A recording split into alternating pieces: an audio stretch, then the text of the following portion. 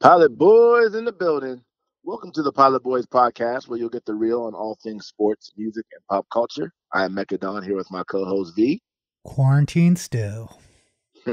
Today is April 9th, 2020. Thank you guys for tuning in. I know you could be anywhere in the world, but you're here with us. Like you know, we are quarantined and social distancing due to this coronavirus pandemic, but we are still going to figure out a way to bring you content at all costs. On today's show, we'll do some news and notes of popular sports, music, and pop culture. All kinds of stories from around the globe, from Major League Baseball's plan, Lady Gaga, Mike Gundy, Hank Aaron, UFC, college football, the NFL draft, and more. We'll also talk to our resident college football insider, Zach Smith, on what the impact of missing spring ball will have on college football and competition, plus the idea of playing games with no fans. Shout out to our Patreon subscribers. Remember now that our $5 and up Patreon subscribers will get our episodes on Wednesdays a night early. These donations help keep our show going. If you want to help keep us on air, you can donate at www.patreon.com/Pilot Boys Podcast. And while you're at it, grab some Pilot Boys wristbands from shop.pilotboys.com. Let's go. Where the Pilot Boys at?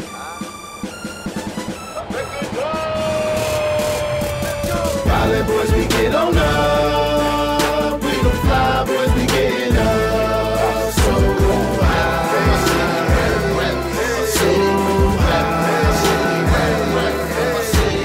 Pilot Boys, we get on up. We don't fly, boys, we getting up. Love the Pilot Boys podcast? Support us on Patreon. Supporters can pledge as little as $1, and we have some cool perks on there. Check out www.patreon.com/Pilot Boys Podcast. Show us some love today. You're listening to the Pilot Boys Podcast, episode 22. Time to hit some news and notes. You ready, V? Yes, let's get it. All right, let's talk first about, obviously the coronavirus has provided, kind of a disaster scenario for sports fans. Obviously, we realize the bigger health concerns. We'll never trivialize those, but for a sports fan, it's been tough because there aren't any sports on right now, and we don't really know when any sports are going to come back.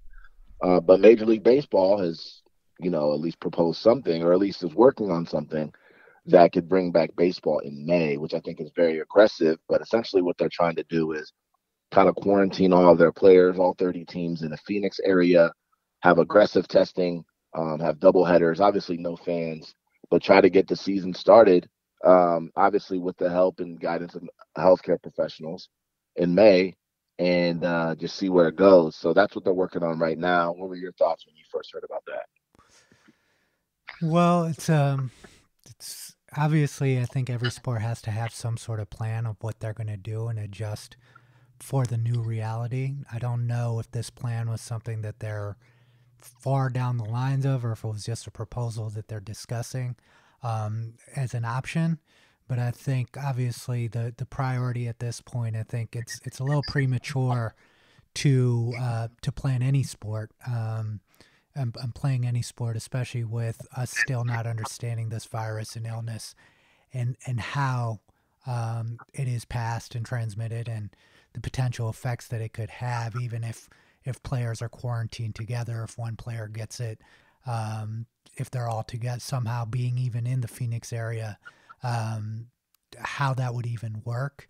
But, as your brother mentioned last week, there are other factors in play here for these sports, because there are big TV contracts and advertising contracts and things of that nature that are being threatened. Baseball needs money to pay its salaries to continue to function. So definitely understand the challenge. I just think that they need to be a little bit more sensitive, considering how big of an organization they are and how much attention their actions draw, and can impact the public at large, and how they view this illness.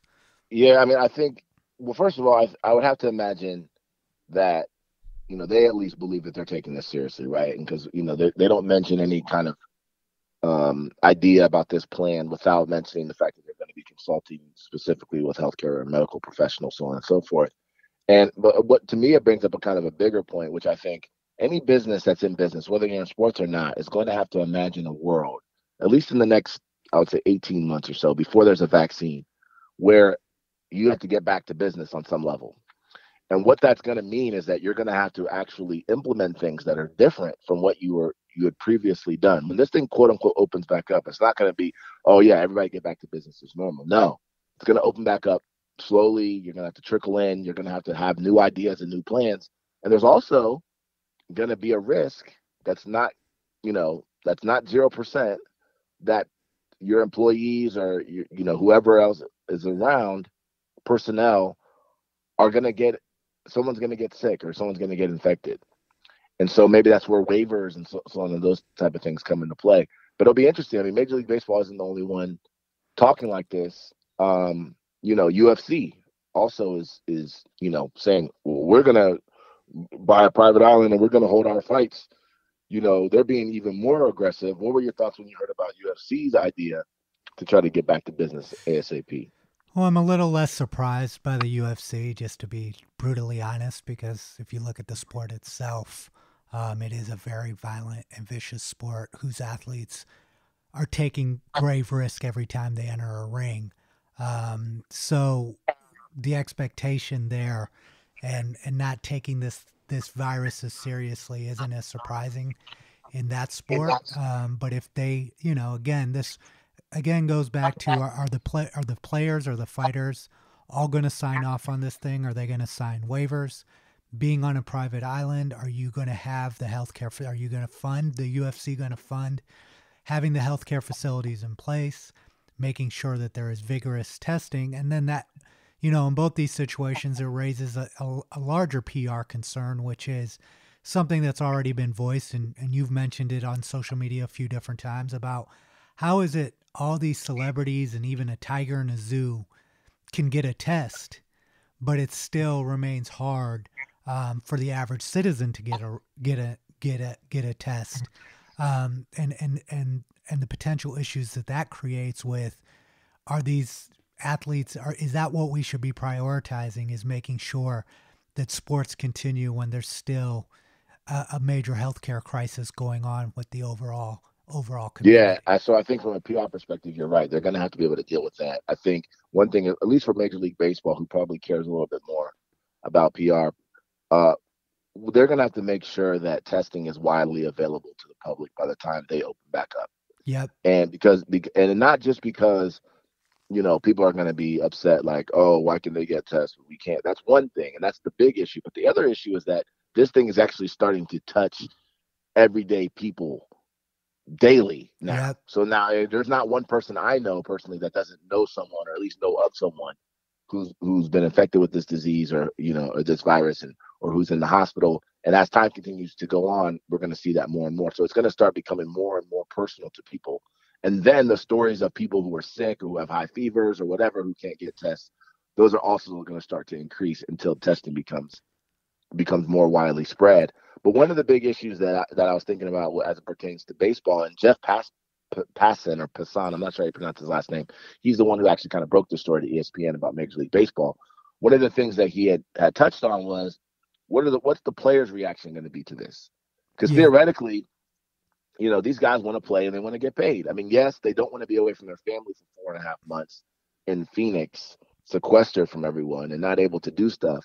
But they also have to reimagine a world that's not going to be the way that they once had it, and they still probably want to get paid. And if you don't play, you don't get paid, which is the issue we're seeing in the NBA as a kind of a segue, where the NBA is actually kind of doing the opposite, which, people are saying they're angling to kind of get this season canceled. And then there's stories coming out of, only 9 guys are going to get 90% of their salary or more, all being Rich Paul clients, just based on how the contracts were written. And if the season gets canceled, a lot of these guys are not going to get paid. What do you think about the NBA's kind of opposite approach to this thing, and how that will affect the players and the sport? Yeah, both of us are big fans of Adam Silver, the commissioner of the NBA. And I think from the outset, the way that they've handled this situation has been A+, right? Because they're sending a message out to the community and the world that they want to function in for the long term, that the best thing for everyone to do in the short term is to just pause and chill. If we want the NBA for the next 10 years, the best thing we can do is to stop it right now, especially once they actually were the first league that we saw players starting to contract the disease, right?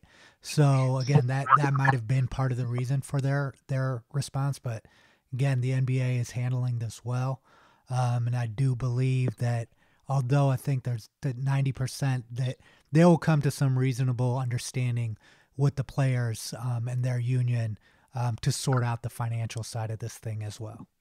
Yeah, and I think the NBA, like you said, I mean, I think they have talked about figuring out ways to start back up, and one of the things that happened, they were actually following what was happening in, I believe, in China. And China was about to start up one of their professional leagues. And then I think an outbreak kind of happened again, and then they decided to close that down. And once that happened, I think the NBA kind of started realizing, okay, this thing can come in waves. And so opening back up, may not be in our best interest, especially considering that the season is really supposed to be over in, 7-8 weeks from now anyway. And then the other thing is liability, which we talked about before, which is really understanding what liability you have here if something does go wrong. If God forbid, one of your players or employees or personnel contracts it and dies as a result, what does that mean for you and your organization? So those are things that people are going to have to consider. The NFL draft is actually still happening, which I think is a good thing because, a lot of the draft doesn't need to necessarily be in person. A lot of that is for show, right? Yeah. It's, who are the players, submit it digitally or electronically or whatever. You can figure out a way to televise it if you want, and let's start picking guys. And, for me, I think it's great that that's happening, but I do think that it also will present some unique challenges to the organizations. What are your thoughts on the NFL draft still happening? I mean, there are a couple things, right? With the social distancing measures that have occurred, a lot of the training that these guys are doing leading up to the draft isn't happening. The pre-draft is evaluations of teams being able to evaluate individual players in person. That's becoming more difficult. So it's creating a kind of a double-sided issue, right? On the side of teams, they're not able to evaluate players that they're potentially going to be investing millions of dollars into the same way that they would like to.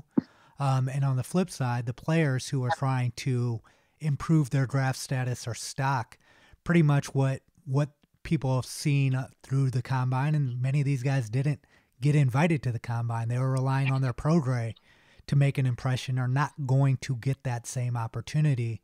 And it's just going to be interesting to see how this impacts certain players and their draft status, guys that potentially had upside and were improving their stock, and versus guys that the opposite was happening to, like what this is going to have in terms of an impact on teams and the quality of players that are drafted. Yeah, because I think a couple things. One thing that struck me when you're talking is that I think the flip side will also happen too. Guys that have a lot of hype that sometimes get weeded out through the kind of draft evaluation process will probably get overdrafted. Yep. So I guess that's a good thing for them. But I think the bigger thing that strikes me here is that these fucking executives are going to actually have to do their job now. They're going to have to go scour the internet, scour tapes, watch film, call coaches, call high school coaches, find out, actually do work, and stop relying on who has the fastest 40 time and who has the best vertical, and your fake Wonder Leg test or whatever to figure out who's a good player. And, so in a weird way, if they do that, I think this could end up being one of the better drafts in terms of just the quality of talent that we see and the quality of competition that we see at the top, because these guys realize that they're going to have to do additional work that they weren't doing before. So we'll see what happens with the draft. Obviously, we're football guys. And, we love, we know players that are going to be in this draft, and we obviously wish them well. So we'll see what happens with that. I want to move on a little bit, though, transition a little bit out of sports and into kind of this, a little bit more kind of coronavirus talk, right? There's obviously been some optimism recently, which I think is good. And I think it's important for us to always point that out, right? With be tempered with it, right? So we don't create false expectations and all of a sudden have people running outside again as if everything's good. But there's been some optimism. And but one of the things that kind of struck me recently as far as kind of pop culture was Lady Gaga, right? I think Lady Gaga, she helped raise $35 million for the World Health Organization.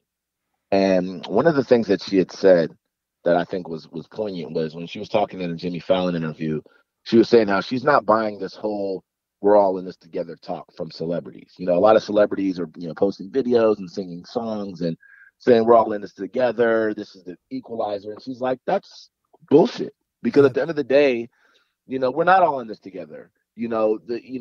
Social distancing has shown, first of all, this coronavirus is taking people in minority and in poor communities at a disproportionate level. That's number one. But number two, even the ability to social distance, and this is something that we have to also make sure we're very clear on, has socioeconomic impacts as well. When you're tweeting, oh, my tough life from your fucking balcony of your 6-story mansion, you know, oh God, I just wish I could go outside, and you're looking at the sun and the hills. That's not the same situation that someone in a rural community is potentially living in. And when you say, oh, we're all in this together in this fight, but you can get healthcare, or you can get a test even if you don't even have symptoms, but someone else can't who has greater systems. We're not. They're not. So we understand things trying to be cool and trying to like make we are the world, but let's be realistic here. What are your thoughts on that? Well, I mean, I think as always, I think celebrities and the ultra wealthy eventually become disconnected with a lot of realities that normal human beings face. Right? That's just natural. But I think there is a thing called tact in how you approach a situation and how you deal with it. To actually, and I think you brought up a great point. What we're seeing through this virus is that things are not the same for all people, even in a country like America. Healthcare in a lot of these urban communities, inner city communities, they don't have access to the healthcare that these people out in Calabasas have. Right? There's huge shortages, and you're seeing this in New York of and disparity between the treatment that the poor are getting versus the more wealthy. And then also, like you said, understanding and accepting that you're coming from a place of privilege goes a long way, right? I think and that would be very helpful in this situation. Like, I think Arnold Schwarzenegger posted a video encouraging people to social distance from like his jacuzzi, smoking a cigar and drinking a glass of wine. Like, you've got to be more mindful than that of what you're doing and the message that you're sending as a celebrity during times like this. And then the other thing too is, and I agree. And I think the other thing, there are also downsides. There's spikes in divorce. There's spikes in domestic violence. I mean, this is international issue. So, I understand again the whole "we are the world" thing, but I think people have to be very, very careful of understanding, that a lot of people are not dealing with the same issues. So that doesn't mean you shouldn't promote the optimism. Like how many people are recovering. If there are new, developments in testing or whatever. I think that's great. But this whole kind of "we are the world" thing, to me, strikes me as a little bit tone deaf. And it's funny, actually, speaking of celebrities, you can transition to something a little funny. I don't know if you saw Tracy Morgan's interview on the Today Show, when essentially they're asking him what is he doing during quarantine. And Tracy Morgan is a guy that you got to be careful having him on your show, whether it's especially if it's PG, because he's just going to tell it like it is. Did you get a chance to see it? Well, Walmart should have never given Tracy Morgan "fuck you" money, right? That is not the guy. He already had a "fuck you" mentality, but now he's he is unrestricted and doesn't care, and I love it. It definitely shouldn't have been something. He should have been mindful of the fact that he was on Good Morning America. Right. But it was it did create a funny moment for it is what it is. For people who didn't know, basically he they asked what he was doing during the coronavirus, and basically he said he and his wife are role playing, and kind of went in a little bit explicit detail of what they're doing, which I thought was funny. A couple quick shout outs. One, shout out to Bill Withers. Bill Withers passed away this week, just as things continue to can you be believe shitty in 2020. Can you believe his catalog of music and the number of songs that he recorded and made that are still timeless and still played consistently. Everyone still hears it of every age group. It's crazy. It's crazy. It's crazy. His catalog is unbelievable. If you don't know about Bill Withers, go check him out. Obviously, there's no Masters this year, but it's funny that our last memory of the Masters, as of we speak right now, is Tiger Woods winning in 2019. That was a crazy and special moment. I hope I think they're trying to schedule it for October. I think they've actually scheduled it for October or November. I'm not sure, but Okay. yeah, it'll be interesting to see that. But at least for now, we just Tiger's the Just winner.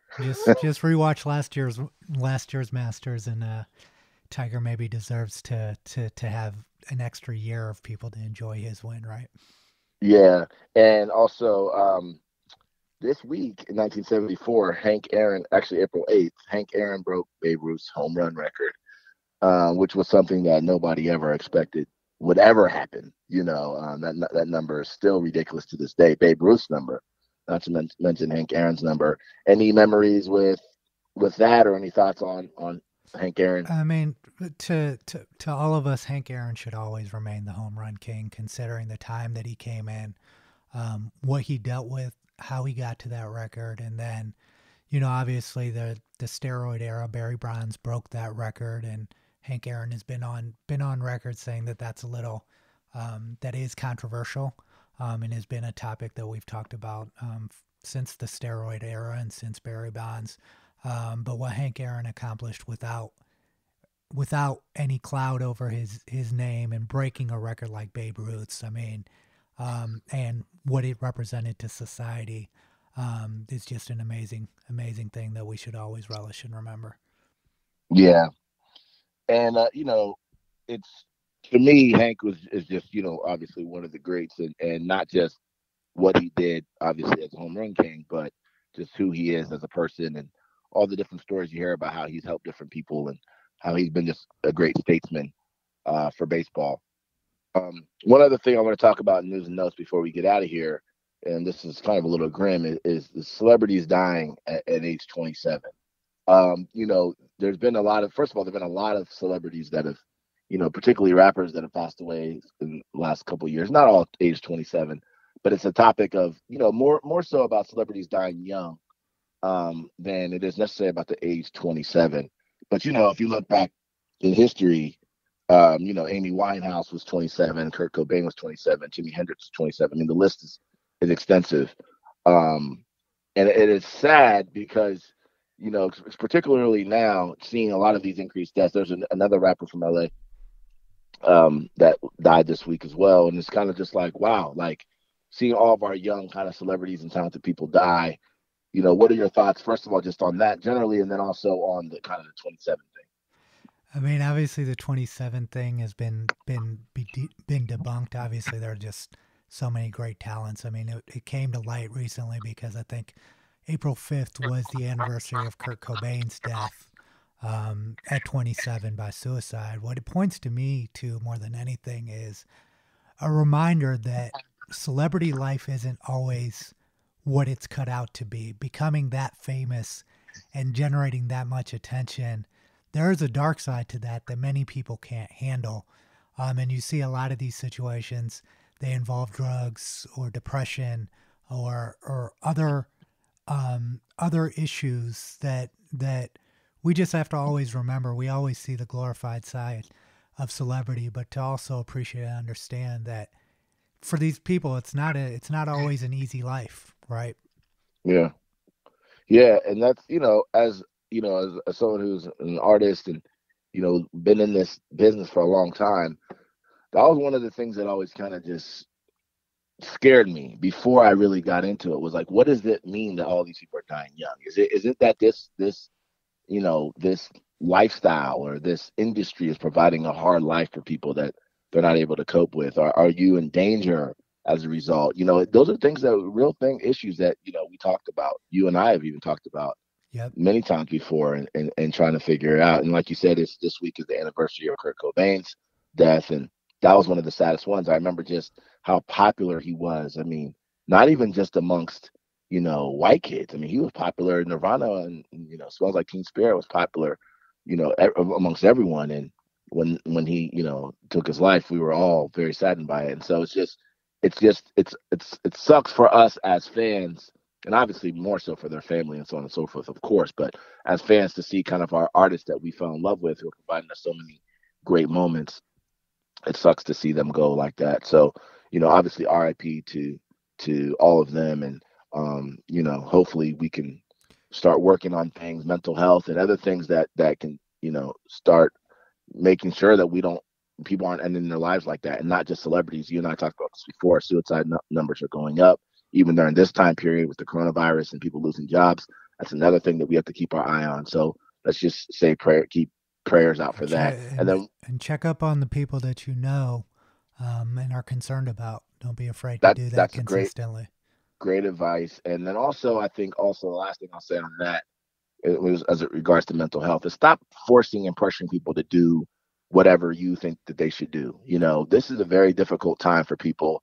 People have to figure out how they can cope. And it's that you telling them, hey, you should be doing this and doing that and start a business and do that. No, not everybody's capable. Not everybody's there mentally.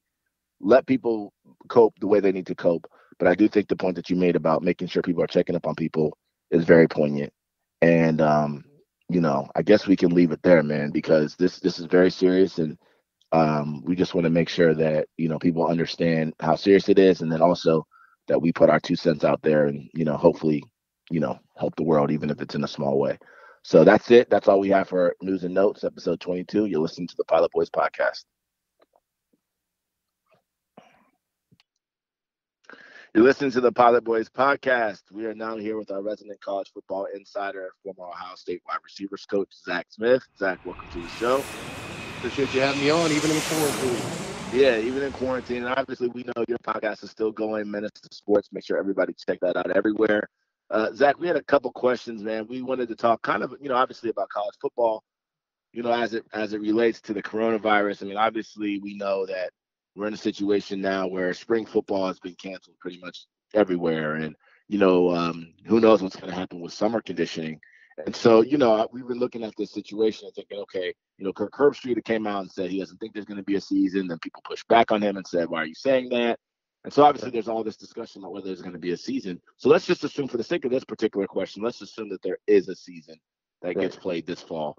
Tell us the top 3 issues that a coach, that coaches face, or a coach will face, basically trying to prepare for a season without having spring ball.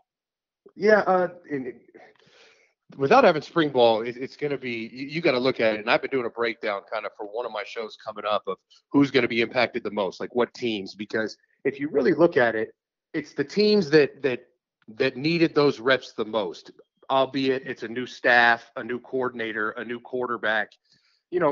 Ohio State's in a pretty decent position because although they had a turnover with Jeff Hafley leaving, they're going to be consistent on offense. Their quarterback's coming back. Their defense is not going to change much. Greg Madison was heavily involved. So you look at a team like Ohio State, and they're probably, no one is going to benefit from this, obviously. But if you look at it kind of the optimistic view, Ohio State kind of got an edge in a situation like this, as did Clemson. I mean, they lost Jeff Scott, but he wasn't their main play caller. But then you look at it as a school like LSU, 2 new coordinators, brand new quarterback. I mean, good luck with no spring ball. And on top of that, I talked to a friend of mine who's coaches at Florida State, new staff, completely new staff, trying to turn a program around. They lost their first spring. I mean, that's critical for a coach. So that's the one thing. You look at consistency of key players, right? Because you can get a corner ready in the summer. You need spring ball for a quarterback or a full scheme switch. And then the other thing that you worry about is, all right, without spring ball, that's not only is it big for development during spring ball, but that's critical film for players from in the summer. For them to go back and watch all their spring cut-ups and see how they did, see where they could improve. I mean, that is a teaching tool that you can't replicate. And so now it's interesting you said that too, because we had Johnny Dixon, former Ohio State wide receiver now with Arizona Cardinals. We had him on our show a couple weeks ago, and one of the things that he said was that his greatest turnaround in one of his years at Ohio State was his last spring practice, or last spring ball, I guess you could say, before the season started. And that was when he kind of gained his utmost confidence and kind of knew that he could turn things around. So that's just to piggyback kind of what you were saying, how important that is, not even just for the coaches, but also for the players. Yeah, absolutely. Critical. And another thing is that I wanted to ask about, with the players not even being in their city, whatever school they're at, and around the coaching staff, and most of them spread out all around the country at home. What challenges does that create in terms of even just team bonding, and you're talking about, 18, 19, 20, 21-year-old kids. You give some insight if you know on what some coaches are actually doing to try to keep everyone engaged and working together despite being so spread apart. Yeah, I mean, they're doing a great job. The guys that I've talked to guys in probably, 15 different programs, and pretty much everyone's doing similar things. They're doing Zoom meetings. The same thing that businesses are doing. They're doing Zoom meetings. They're doing Google Hangouts. They're doing they're having players film drill work, and then they're coaching them up one-on-one on some kind of internet media. And I mean, so they're doing things to still coach. It's just, and then of course there's the extremist in Nick Saban, who has bought everyone an Apple Watch, and he's tracking their activity to make sure they're working out and getting their steps in, I guess. Yeah, I was going to ask you about that too. Yeah, so I think everyone's doing things a little differently, but pretty much everyone's kind of following suit with society, right? Everyone's doing online meetings, online staff meetings, online position meetings, one-on-one meetings. And then, like I said, having kids film drill work and trying to coach them up from a distance, which is tough, but, you do what you can. And the other thing, too, is, we talked about spring ball, but I think another underrated part of kind of preparation for the fall is summer, right? Summer conditioning. I remember, first of all, I fucking hated summer conditioning. I mean, Jesus. But, that's a huge part of this thing as well. Talk to us a little bit about that. What does happen during summer conditioning? I don't even know if the average person knows. Yeah, and how important is that for the season? I mean, it's critical because you don't just train, and it's not like every week you train you get a little bit better for football. It's a mapped out calendar to have you peak in season, and so they go winter conditioning, and that's about mental toughness. That's about building strength and size, and really trying to blow up and get stronger and tougher. And then you go through spring ball, and then the summer is all about getting in football shape, getting your body at peak football position, football condition. And if these players are missing out on that, there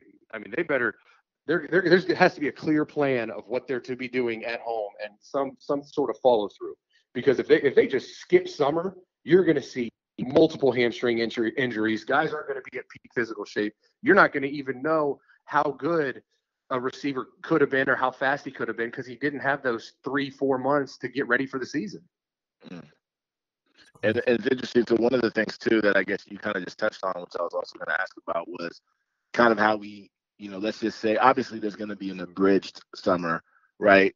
Even if we, let's just say, best case scenario, we get to the season, that's not going to happen next week or next month, right? It probably will be something that happens over the summer. So that means at least first part of the summer will be guys on their own. So missing, let's just say again, best case scenario, missing all the spring, missing, let's say, half of the summer. And you talked about this a little bit. Let's talk about the competition next season, the quality of teams, the quality of football we're going to see, injury risk. How do you evaluate what the season will actually look like with this type of preparation or lack thereof? Yeah, I mean, I think you're going to see. I don't think you're going to see at the highest level. I don't think you're going to see that much of a difference, because they're going to adapt and adjust. They're going to find a way to get the product that they want on the field. What you might see is more parity. You might see more. The higher end, best staffs, best programs are just a little bit better than the middle tier, where normally you don't have that gap, because they're just slightly better. But you're going to see the cream rise to the top is what you're going to do. It's just like in recruiting right now. Guys that are rattling off commitments and that are going to come out of this thing stronger are the better staff, people that have adapted better. So I think that at the end, Trevor Lawrence is going to have a great season like he would have if they had spring ball. But it's going to be that middle tier ACC quarterback that's going to struggle more than he would have. You follow me? Right. Absolutely. Yeah. And then another question too was like there's obviously, I think every business, and we talked about this earlier in the show, but every business now is going to have to adjust to what a kind of post-coronavirus world looks like, right? I think in the short term and then also in the long term. In the long term, hopefully, after there's a vaccine and, we get this thing under control, things will start to look normal. But in the short term, things are not going to look normal. To the extent that things, quote unquote, get opened back up, it's not going to be like, okay, we go back to what we were doing before. It's going to be with specific kind of, healthcare measures in place, social distancing measures in place. And to me, one of the big things that's being discussed, especially as it pertains to college football, is, and then a lot of other sports actually, is playing the season without fans, right? Because obviously you bring 100,000 people into a stadium every week, not to mention 500,000 people tailgating, all across the country, and this thing isn't fully contained, that could obviously cause major issues. So what are your thoughts on even the idea of playing the season with no fans? Or would you rather let's just scrap this year and let's just wait until next year and do it the normal way? Yeah, see, I mean, I think whatever they can do, with obviously the greater good in mind. I mean, the health of the world is much more important. But if there's a way to play the game and maintain a healthy, safe environment, whether it's without fans, whatever it is, whatever it needs to be, I think they need to play it. I mean, you're talking about these kids. Some of these kids are going into their 5th year, like Jonathan Cooper, 6th year guy. He's got to come back for a 7th year now. That's just outrageous, right? So I think you let them play. The kids will want to do it. And the fans, certainly the mental health of football fans is in jeopardy if not. Right. So like I said, if it's healthy and if it's safe to do it, I think they should play it. Now, I'm with you. I don't know that means you should pack 100,000 people in a stadium. That sounds kind of outrageously the opposite end of the spectrum. But I think they should find a way to play the game. Find a way. Well, speaking of that, Mike Gundy and Dabo. Sorry, V. Let me jump in here with this real quick because this is a good segue. They've had some comments, not necessarily on the same end of the spectrum. I mean, kind of the same end of the spectrum, but Gundy's were substantially worse. Dabo just kind of, I think people were expecting him, as a lot of other coaches have done, like Ryan Day and a lot of other good coaches have put out PSAs on the importance of social distancing and taking this thing seriously and so on and so forth. Dabo chose not to do that and talked about how he was flying his, private to Florida with his family and, just kind of enjoying life still, which I think is fine. It's not. The only problem is that, well, for some people it's not fine. But the problem, I think it's fine to feel like you kind of want to live your normal life or whatever, and just do whatever you do. But I think the problem with that is when you're a high public figure like that, and people listen to every word that you say, even if they can misinterpret it, first of all, and then also you're kind of sending a message that this thing isn't necessarily as serious as people need to take it. That's number one. But for Gundy, he's saying he wants to open shit up back on May 1st and bring these boys in here and let's start running this money through Oklahoma and getting this shit back here. And it kind of makes me, I'm not going to necessarily ask you specifically what you think about their comments, more so a general question, which is, what do you think is a coach's responsibility in this type of situation? I know it's very different from what we're used to, but how do you kind of evaluate what a coach, should be doing here and how they should be handling this? I mean, I see two sides of it. One side certainly is what you said. You're an influencer, right? You have influence. So you have to take that into account. You need to take your personal beliefs or whatever you think, you're going to be doing about this pandemic or really any issue. And you got to think about, all right, what can I say or do to influence people in a positive direction? I think that's the first thing they needed to do. And neither did that. And the second thing I think is it's a lot like when they I don't know if you saw the clip of them asking that soccer coach in Europe about it, and he was like, "Why are you asking me this? I'm a soccer coach. Don't ask me this stuff." It's like I saw Urban and Shelley were on 10 TV giving their opinion of the coronavirus and what we should be doing, and it's like, come on, man, these people are football coaches. No one should care what their opinion is. Right. So I see both sides of it. It's like, why do I care what Dabo Sweeney thinks we should do about the coronavirus? He knows nothing. It's like asking me what we should do about it. What should we do about the coronavirus? And I think that's kind of the crux of the issues that we're facing right now, is that we're not necessarily focusing our attention on people that understand this illness, the epidemiologists, the doctors who we should be listening to, and instead we're getting flooded with the opinions, like you said, of Dabo Sweeney and Mike Gundy and other politicians who aren't the experts on this illness. And it's sometimes I feel like we've gotten to a place in society where everyone thinks that they're supposed to have an opinion on everything. Having an opinion is one thing, but then disseminating that information and that opinion to the public is irresponsible, right? For many reasons. And then also, being sensitive as when you're a head football coach of a school like Clemson or Oklahoma State, you are representative of your city, your state, and you should keep in mind what the government officials and stuff are saying as well about social distancing. And at least, even if you're paying lip service to it and you don't agree with it, you should be in line, because at the end of the day, your salary is paid by a lot of people, general Bingo. people. And that to me is the big point, is that these guys are being paid by the public, and they're being paid these $8 million, $7 million, $5 million salaries annually, not just to be football coaches. They're also hired to be statesmen and be spokesmen and women of these universities, and sometimes the state. Nick Saban is the most powerful person probably in Alabama. So I agree that we don't necessarily need to take medical advice from them, but I do think that they should be responsible enough as ambassadors to at least echo what the professionals are saying in whatever field, whatever situation it is. Like you said, Zach, it's not just as it pertains to the pandemic. It could be something else that's happening where there are other experts involved. But I think that they should be smart enough to be, we should be able to give that responsibility to them to kind of echo those same things. And with Mike Gundy, I'm going to go a little bit further on him. His wasn't just about irresponsibility as it comes to the coronavirus. That was obviously apparent by saying we want guys back in May 1st, and and obviously the university had to come out and say, look, that's not how it's going to go. He doesn't decide it. The medical professionals will decide it, which I thought was good. But also just about how he kind of spoke about the athletes. These guys are 18, 19, 20. They can kick this thing. Let's get these boys back in here and let's start running money through the state of Oklahoma. Fuck you. These guys are putting their lives and bodies on the line. You're not. You're making millions of dollars. They're not. So to even talk about these guys like that, shows a lot about who he is. And hopefully, for me, I'm always going to rail against people like that. And hopefully he loses his fucking shirt when it comes to recruiting and, people kind of paying attention to him. But I think the bigger thing is making sure, like you said initially, Zach, and like what you said, that these coaches understand how big of an issue it is. And even if you don't agree necessarily personally, you understand that, there are a lot of people following you and paying lip service, or at least pay lip service to it.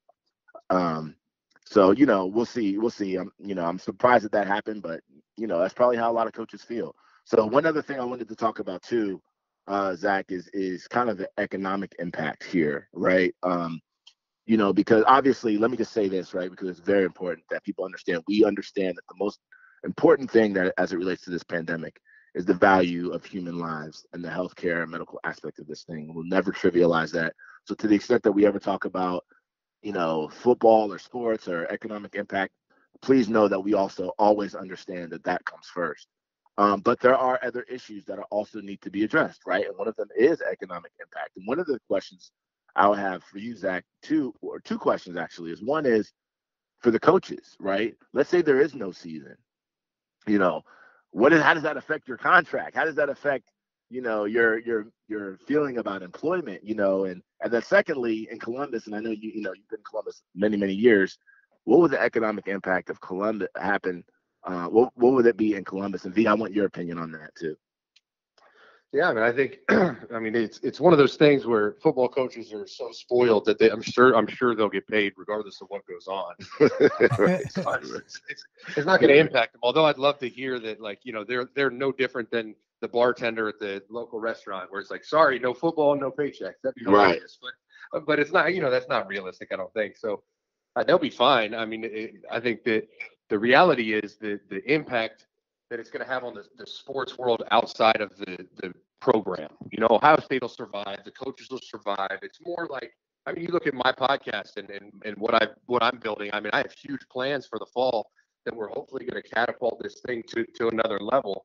You take away the fall and it's like, oh man, that's a huge hit. And that's just my little sob story, right? My personal sob story. You think about all the other local businesses it's going to impact. It's going to be tough. But I think the sport and the coaches and the athletes, they'll all be fine. It's everybody else that would, be really hindered if they canceled the season or did something like along that magnitude.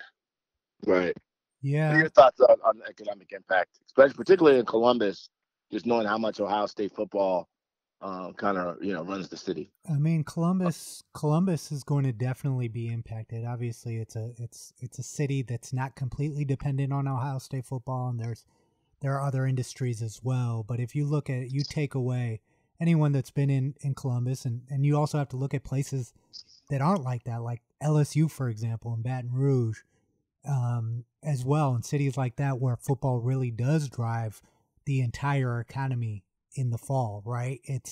You're taking away 100,000 ticket sales. You're taking away all of the vendors and retailers and everybody else who is making some money off of football season at Ohio State. And not to mention, you're talking about close to 500,000 people, becomes a center of the city for the fall. So there's the economic impact, and then there's also the psychological impact and toll that's going to take. People build their lives, both personally and professionally around this this time period.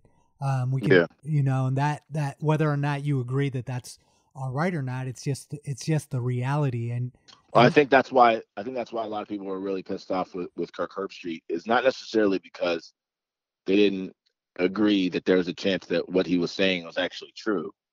I think maybe it was the timing of it, and also people don't want to hear that shit right now because of what you just said. You know what I mean? Like, all right, you know what I think it is.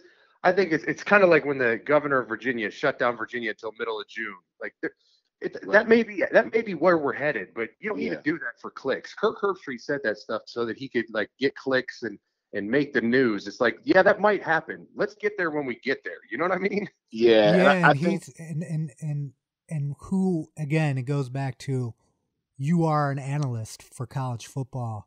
This isn't your realm, to make a statement like that without the commissioner of the NCAA or the Big Ten or any athletic director of any school coming out and saying that or voicing that opinion is also irresponsible.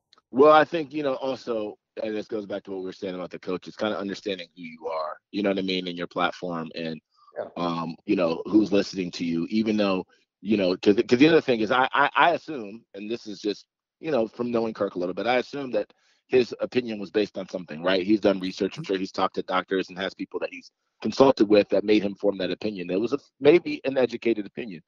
But the problem is that the timing and the delivery of it wasn't necessarily clear for a lot of people. And like you said, the people who people are actually looking for in the sport, like the commissioners or, the head of NCAA or whatever it is, they're not saying that. So nobody really wanted to hear from Kirk. And Zach, I have one more question for you, actually, before we let you go. Interestingly enough, the rapper Plies, he's become like kind of a motivational speaker as it pertains to kind of young athletes. And part of it is because he puts out these messages on social media. I've even seen, Brian Hartline and some other coaches retweet him. Plies was actually a former athlete, so he's not like a guy, just a random guy. But one of the things that he had said, particularly about this time, was, and maybe this isn't that profound, but it was interesting, was that these guys, young athletes need to really, really take this time to become better. And this is an opportunity to really, really kind of stand out.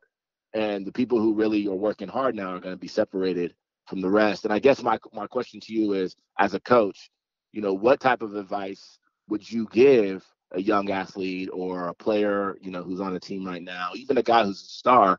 What type of advice would you give them? And I'm sure you're talking to players right now. What advice are you giving these guys for how they should be handling this time period?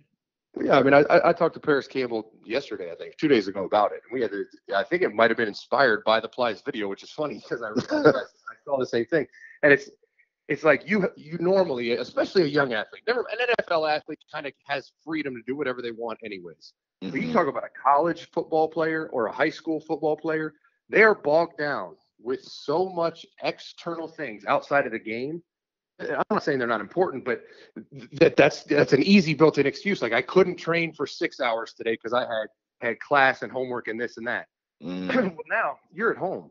you have complete free. You don't have to go to class. You do it online whenever you fit it in your day. But you can commit more time. And what that's going to do is the guys who really grind in this time are going to be so far ahead of the guys that even if they just kind of work out a little bit, it's going to exponentially increase the gap. And so what I talked to Paris about, and he was even talking about it, is this is the time where it may be awkward. It may not be like, it's not the same as Brian Hartline coaching you on a route or me coaching you through a drill.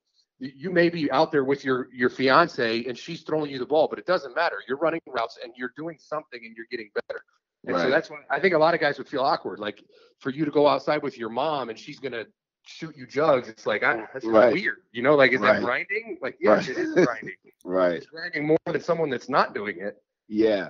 Yeah. That's a great point. And I think also it's like you have the training element of it also. But, you know, a thing that we also hear about a lot with athletes is that they don't properly prepare, and this is probably more relevant to guys that are in the pro leagues, is a lot of them don't necessarily have the time to think about things outside of football or outside of their sport when they are playing that sport. There's some time that you can carve out now to start thinking about, what am I going to do when I'm 30 years old and this career is over as well, right? Because you do have 24 hours now where you're at home. Obviously, a lot of that time can be spent training, but there's also opportunity to develop your mind as well, which will also make you a better football player and person.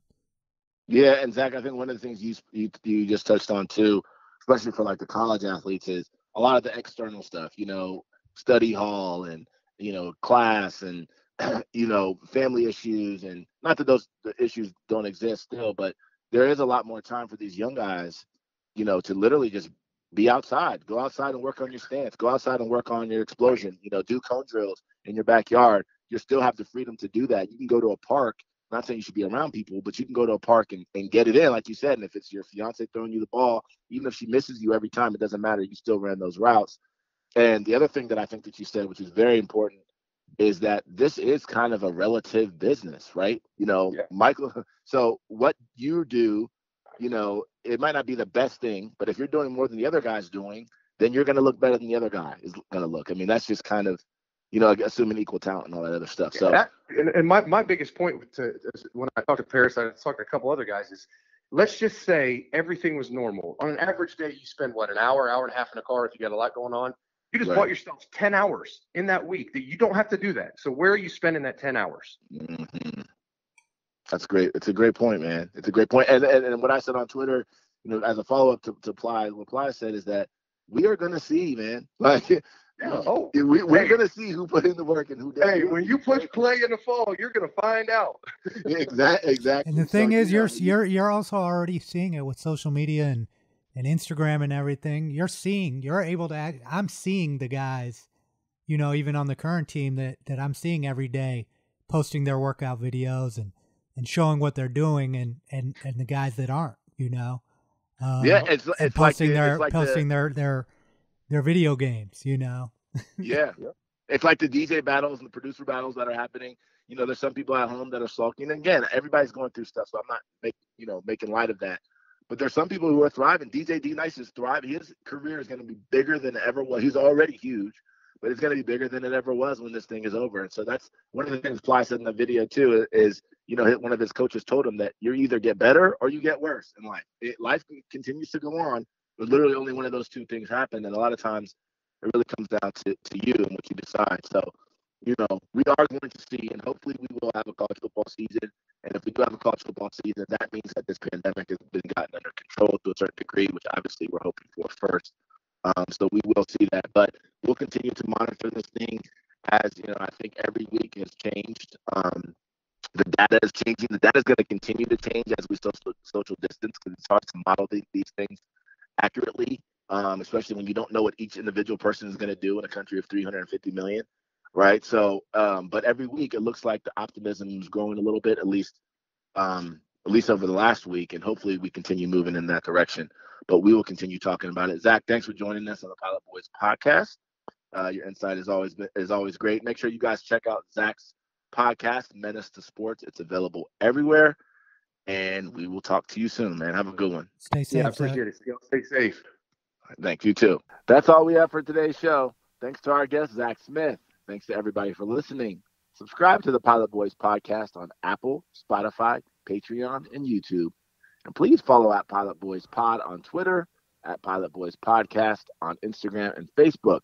And don't forget to follow the host on Twitter. I am at Mechadon Music, and V is at Viswant. And make sure you grab some Pilot Boys wristbands at shop.pilotboys.com. Always remember, be you. You is fly. Pilot Boys out. Where the Pilot Boys at?